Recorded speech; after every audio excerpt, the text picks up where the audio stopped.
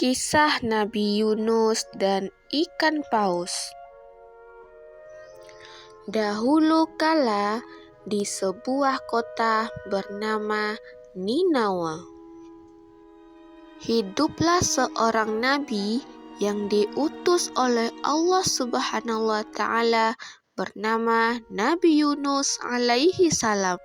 Allah Subhanahu wa Ta'ala mengutus Nabi Yunus untuk mengajak kaumnya beribadah dan menyembah kepada Allah serta meninggalkan berhala. Setiap harinya, Nabi Yunus terus menyerukan kepada penduduk Ninawa untuk menyembah kepada Allah.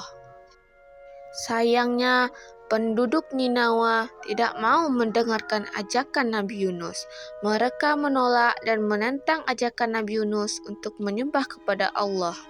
Nabi Yunus yang merasa sedih dan marah karena kaumnya yang tidak mau berubah, akhirnya memutuskan untuk pergi meninggalkan kota Ninawa tanpa izin Allah Subhanahu wa Ta'ala.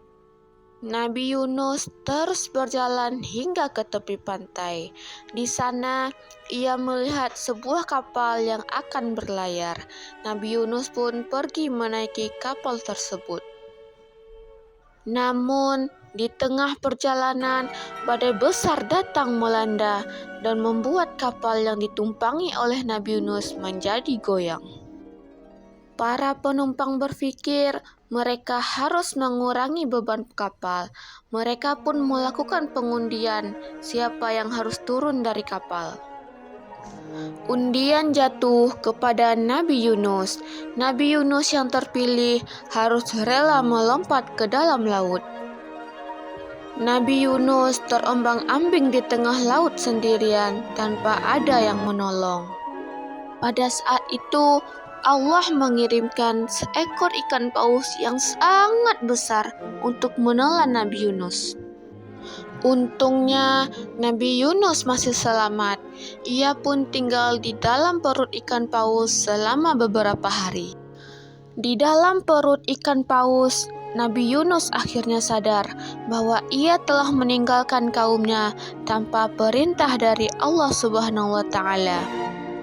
Nabi Yunus berdoa dengan sungguh-sungguh dan memohon ampunan kepada Allah Subhanahu wa Ta'ala.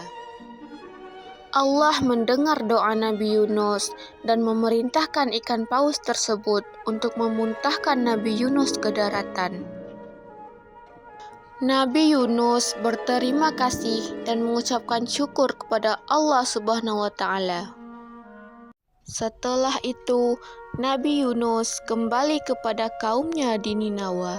Nabi Yunus terus berdakwah dan menyerukan kepada kaumnya untuk menyembah kepada Allah. Hingga suatu hari, penduduk Ninawa sadar dan menjadi orang yang beriman kepada Allah Subhanahu wa Ta'ala.